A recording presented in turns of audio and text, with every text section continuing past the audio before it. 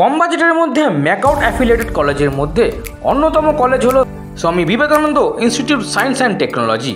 যারা 2024-এ B Tech engineering করবে ভাবছো, তাদের জন্য এই কলেজটি অন্যতম।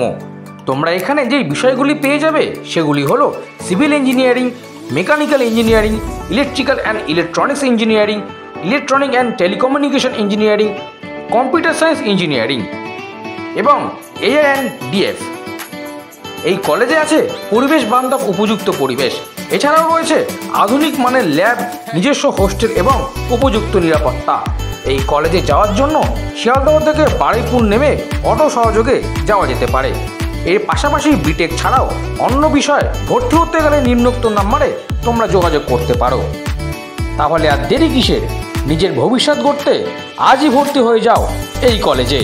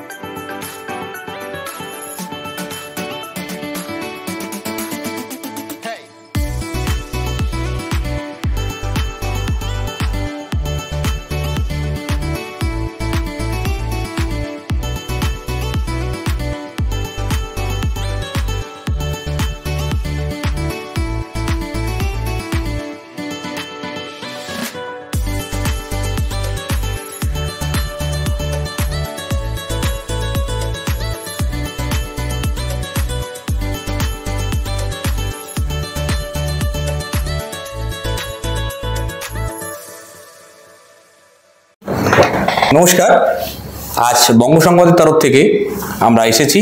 আমাদের দর্শকদের একটা অনুরোধ ছিল যে বর্তমানে আমরা যদি কিছু এডুকেশনাল ওপরে ভিডিও করতে পারি, কিছু যদি তাদেরকে গাইডলাইন দিতে পারি, তাহলে তারা খুব উপকৃত হবে। যেহেতু সবে মাধ্যমিক এবং উচ্চ মাধ্যমিকের রেজাল্ট বেরিয়েছে, তাই আমরা স্বামী বিবেকানন্দ গ্রুপের অন্যতম একটা শাখা Swami Vivekananda institute science and technology কলেজে এসে উপস্থিত হয়েছি। আগেই আমরা এই কলেজের সমস্ত ভিডিওগুলো দেখিয়েছি, সমস্ত ল্যাব ফেসিলিটিগুলো দেখিয়েছি। আজকে আমরা এই কলেজের কম্পিউটার সায়েন্স অ্যান্ড টেকনোলজি শাখার associate professor and head of the department doctor Krishnakumar ঝার সাথে সরাসরি সাক্ষাৎকারের মাধ্যমে এই স্পেশালি কম্পিউটার সায়েন্স কোর্সের ব্যাপারে কিছু জেনে নেব। তো স্যারের কাছে আমার প্রথম প্রশ্ন যে স্যার, এখন কম্পিউটার সায়েন্সের একটা দেখা যাচ্ছে হেভি ডিমান্ড এবং স্টুডেন্টরা পড়তে চাইছে, তো এর কারণটা কি? টেকনোলজি এখন প্রচুর মাত্রায় ফ্লারিশ করছে, ঠিক আছে। যেখানে ইন্ডাস্ট্রিয়াল আমাদের যে জায়গাটা আছে, ওই ইন্ডাস্ট্রিতেও আমাদের কি হচ্ছে কি সব কিছুতে অটোমেটেড সিস্টেম আসছে। তো অটোমেটেড সিস্টেম হওয়ার জন্য সব জায়গায় কোর ইন্ডাস্ট্রিতে জায়গাতে বলুন বা অ্যাডভান্স জায়গাতে বলুন, সব জায়গাতেই আমার কম্পিউটার পার্সোনাল রিকোয়ারমেন্টটা ডে বাই ডে ইনক্রিজ করছে। তার মধ্যে ইম্পর্টেন্ট রোল প্লে করছে এআই, আর্টিফিশিয়াল ইন্টেলিজেন্স, সব কিছু সিস্টেম অটোমেটেড হয়ে যাচ্ছে। আপনারা শুনেছেন হয়তো সিএনসি মেশিন, সিএনসি মেশিন মানে হচ্ছে ওটা কি কম্পিউটার বেসড মেশিন। ওটা পুরো কম্পিউটার ম্যানুয়াল ওয়ার্কটা উঠে যাচ্ছে, ওর জায়গায় কম্পিউটারাইজ হয়েছে। তো যেই জায়গাতে আমার কম্পিউটারাইজ সিস্টেম চলে আসছে, তো সেই জায়গায় আমার রিকোয়ারমেন্টটা হিউজ অ্যামাউন্টে বাড়ছে। তাছাড়াও আমাদের দেশে অনেকগুলো আইটি কোম্পানি অলরেডি ভালো জায়গায়, ওয়ার্ল্ডে ভালো জায়গা বানিয়ে ফেলেছে। তাছাড়া নতুন নতুন কোম্পানি আমাদের দেশে আসছে, যারা প্রচুর ওপেনিংসগুলো প্রোভাইড করবে ফিউচারে। তার জন্য ছেলেগুলোর এত আগ্রহ আমরা ফিল করছি বা দেখতে পাচ্ছি। আপনার কি মনে হয় বর্তমান সময়ে কম্পিউটার সায়েন্স নিয়ে পড়লে ইন ফিউচারে তাদের কি জব বা ফিউচার স্কোপ কি আরও বেটার হবে? অবভিয়াসলি কম্পিউটার সায়েন্সে যদি ওরা পড়ে, তো ওখানে ওদের যে ফ্লারিশমেন্ট মানে যে কোনো একটা কোর্স ধরে নিন, কোনো একটা কোর্স ও করে কম্পিউটার সায়েন্সে কিছু স্পেশালাইজেশন করলো, কিন্তু ওখানে জায়গাটা কি হয়, ওর কোর আর্কিটেকচারও জীবনে শিখতে পারবে না। তো ওর জায়গাতে যেটা হয় কি প্রথম থেকে আমি পড়লাম একদম আমার কোর লেভেল থেকে হাই লেভেল অবধি আমরা ওই জায়গায় বেনিফিট ওখানে দিতে পারছি। সব থেকে ইম্পর্টেন্ট কথা, আমাদের যদি আমাদের নিজস্ব কলেজের ব্যাপার আমরা যদি কথা বলি, শুধু কলেজের মধ্যে শুধু কারিকুলামে আমরা ফোকাস করি না, কারণ আমাদের কলেজটা মাকআউটের আন্ডারে, অবভিয়াসলি আমরা মাকআউটের কারিকুলাম আমাদের ফলো করতে হয়। তাছাড়া মানে শুধু আমি সিলেবাস টু সিলেবাস পড়ালাম সেটা না, এখানে প্রচুর মাত্রায় ট্রেনিং হয়, ইন্ডাস্ট্রি বেসড ট্রেনিং হয়। যে যখন লাগছে, যে ইন্ডাস্ট্রিতে প্রত্যেক মুহূর্তে আপনি এটা খবর নেবেন কি প্রত্যেক মুহূর্তে ইন্ডাস্ট্রিতে রিকোয়ারমেন্টটা চেঞ্জ হয়।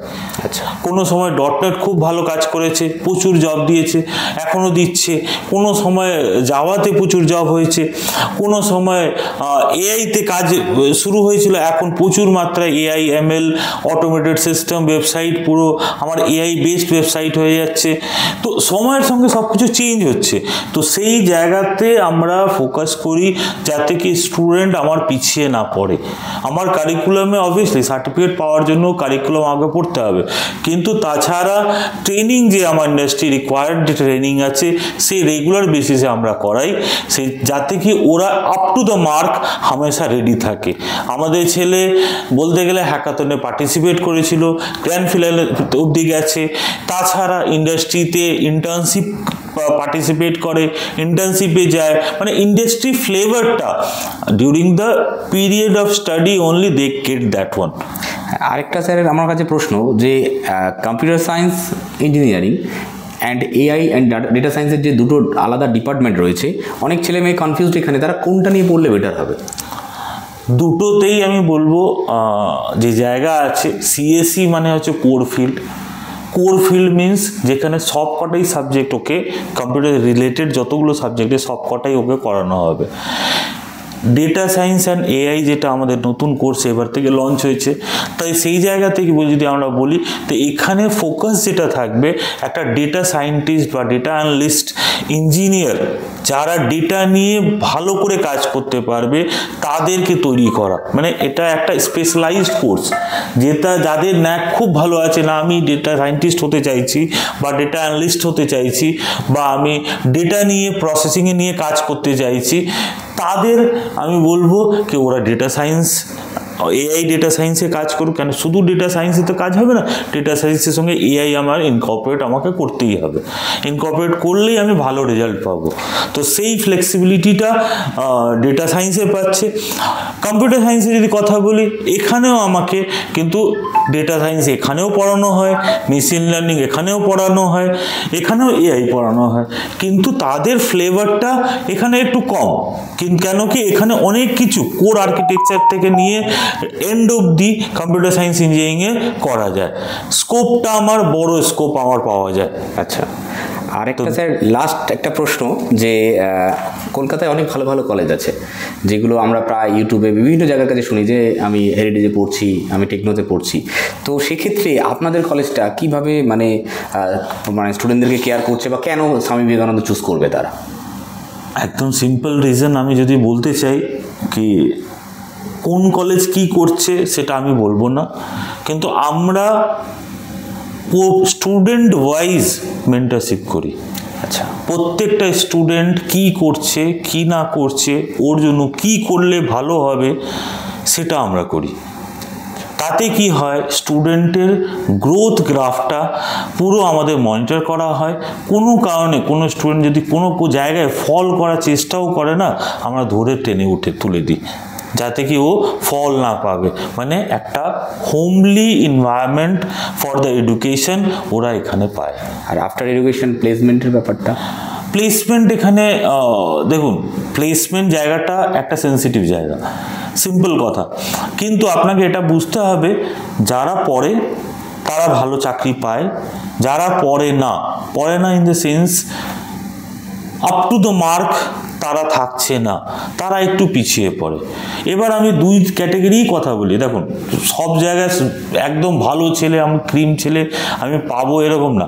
আমরা ভালো ছেলে, ক্রিম ছেলে বা যেরকমই ছেলে পাই সবার সঙ্গে আমরা ডিল করি, তাদেরকে তোলার চেষ্টা করি, এফর্টটা ওদের নিই। সব কিছু মেন্টরশিপ মাধ্যমে আমাদের এটা প্রসিডিউরটা, এটা কন্টিনিউয়াস প্রসেস। এবার প্রসেস হতে হতে কি হয় কি, ধরুন third year, second year, third year, fourth year অবধি পৌঁছতে কিছু একটা মানে ভালো স্টুডেন্ট ছিল না, কিন্তু এখন খুব ভালো হয়ে গেছে। ও একটা ছেলে খুব ভালো ছিল, আরও ভালো পারফর্ম করছে। তো যারা খুব ভালো পারফর্ম করে, খুব ভালো এডুকেশন মানে স্টাডি পিরিয়ডটা ভালো করে কাটিয়েছে, তারা খুব ভালো চাকরি পেয়ে যাচ্ছে। কিছু ছেলে যারা মিডিওকর হয়, এফর্টটাও বেশি দিতে পারলো না বা দিল না, আমাদের টানার পরেও যদি আমাদের ওই সাকসেসটা আমরা নিয়ে আসতে পারলাম না, দেন অলসো মানে এটা বলবো না কি সবাই আমার বড় প্যাকেজে পাচ্ছে। আমরা তাদের জন্য স্মল প্যাকেজে ইন্ডাস্ট্রি এনভায়রনমেন্টে ওদেরকে যাতে পুট করতে পারি সেটা চেষ্টা করি, তাদেরকে বসিয়ে দিই। ওরা যখন ইন্ডাস্ট্রিতে কাজ করার পর প্রথম দিকে হয়তো স্যালারি কম থাকে, কিন্তু পরের দিকে ওরা যখন ইন্ডাস্ট্রিতে ঢোকার পর না ফিলিং যখন পায় কি না আমাকেও এগোতে হবে, তখন ঠিক ওরা এগিয়ে ভালো জায়গায় যাচ্ছে। এরকমও ছেলে আছে যারা আমাদের পাস আউট ছেলে, যারা প্রথম দিকে হয়তো 15,000 20,000 টাকা মাইনাস স্যালারিতে ঢুকেছিল, আজকে 2 বছর পর এক্সপিরিয়েন্স ও নেওয়ার পর এখনও 14 লাখ 15 লাখ টাকা প্যাকেজে আছে। মানে এটা না কি আমি আজকের দিনে 10,000 15,000 টাকা প্যাকেজে ঢোকার পর আমি এটা ভুলে যাব কি না আমি বড় চাকরি আর পাবো না। নিজের মধ্যে ডেভেলপমেন্ট নিয়ে আসতে হবে। হ্যাঁ, অবভিয়াসলি আমাদের এখানে ম্যাক্সিমাম প্যাকেজ যেটা বলতে পারি 18 লাখ টাকা 22 লাখ টাকা অবধি প্যাকেজে ক্যাম্পাসিং আমাদের এখানে হয়েছে।